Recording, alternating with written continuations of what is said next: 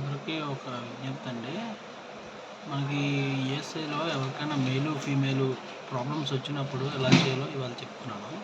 ఇక్కడ చూడండి, ఒక పేషెంట్కి ఇలాగా మేలుని చూపిస్తుంది, కానీ సెలెక్ట్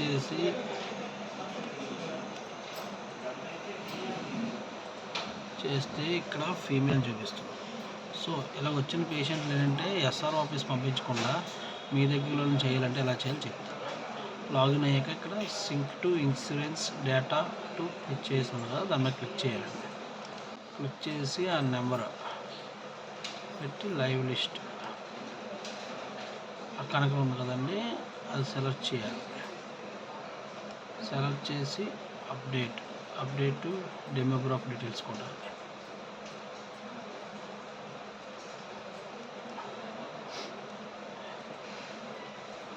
ఎలా కొట్టేటప్పుడు ఒక నిమిషం గ్యాప్ తీసుకొని ఇది అయిపోతుంది.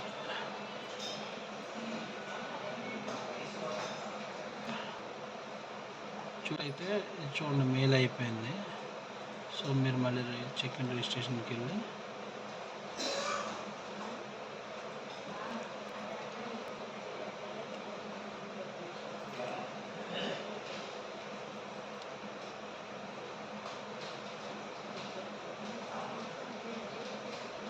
చూడండి మారిపోయింది ఇక్కడ. సో ఇలా చేసుకుంటే ఐపీకి ఇబ్బంది పెట్టకుండా మీ దగ్గర అయిపోద్దండి, ఒక నిమిషంలో అయిపోతుంది.